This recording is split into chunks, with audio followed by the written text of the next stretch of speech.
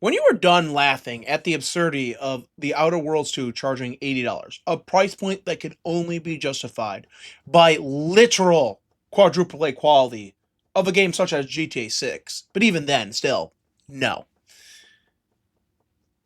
Did you ever wonder why the story is just now so objectively bad? Well, a change in leadership happened at Obsidian, which is why they're now basically a propaganda outlet.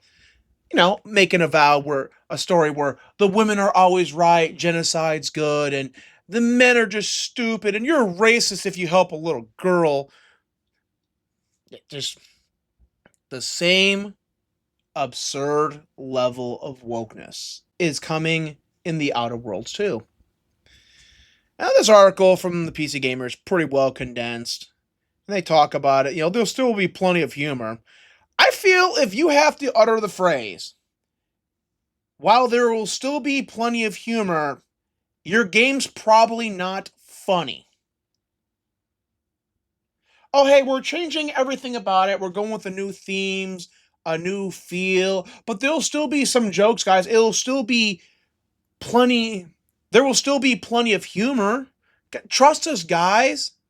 Just like Avowed would be a good game, guys. Trust us, guys. The writing will have a darker weight behind it. And this is coming from Brandon Adler, who says the first game's writing could sometimes be one-noted, and he wants the sequel to have more beats than just goofery. So tell me you literally, even though you work at the studio that made the first game, never played the first game without telling me you never played the first game. And he goes on, I want to give players something new from that so they don't feel like, oh, we're just running through the same types of jokes, the same type of content, the same type of ideals and themes over and over again.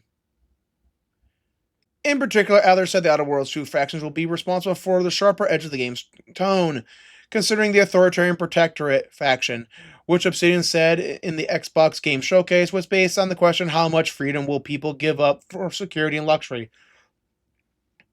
Let's just say it's a topical ideal. So he's admitting we're going to shove modern audience politics into the game. It's a topical ideal. Okay. Who's exactly doing this right now in the world? So yeah, I have to ask, how is this topical? Like maybe this was topical during Obama's era. Maybe this was topical during the Bush era. But how's it topical today? And then there's Auntie's Choice, a conglomerate of the First Games Corporation that has invaded Arcadia to liberate the resources for all humanity, at a profit, of course. They felt a little bumbling in the first game, Adler said. In this game, I hope that they feel a lot more cutthroat and a bit scary to interact with.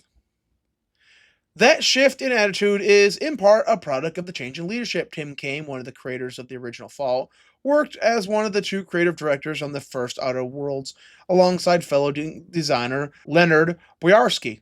After the first game's release, Kane went into pseudo-retirement, though he still contributed to The Outer Worlds 2 as a creative consultant, with Boyarsky working as the sequel's sole creative director.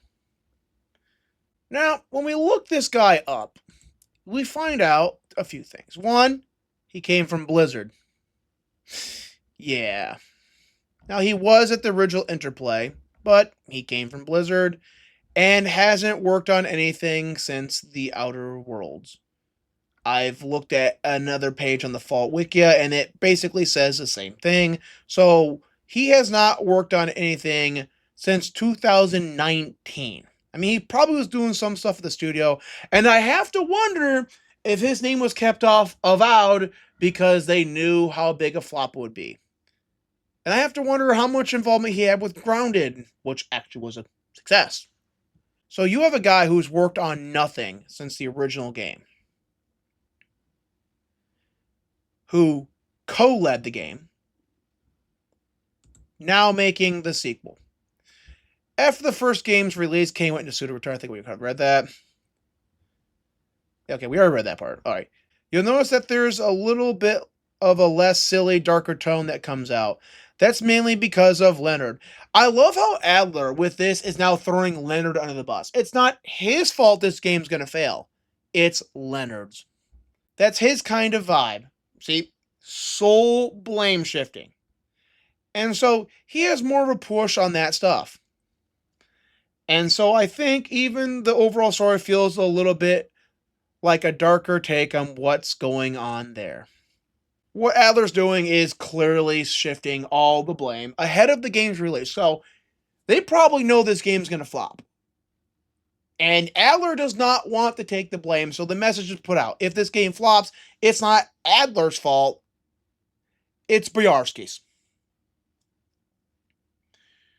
So when Big Daddy Microsoft comes through and cleans house, because let's be honest, 2 major flops in 1 year, yeah, Obsidian's going to hit with a huge round of layoffs. Adler can then argue, oh, hey, it wasn't my fault. I just had to do what the bad leadership told me to do. I would have made the game completely different. This was all his direction. Yeah, so this game's going to flop. You have a person leading that hasn't really worked on anything since 2019. From a studio that just put out some woke slop in Avowed. And this game is going to be topical with a completely different tone and different themes. It is amazing how management can fail so badly at one studio. Well, continue laughing in the comments. I'll see you in the next one.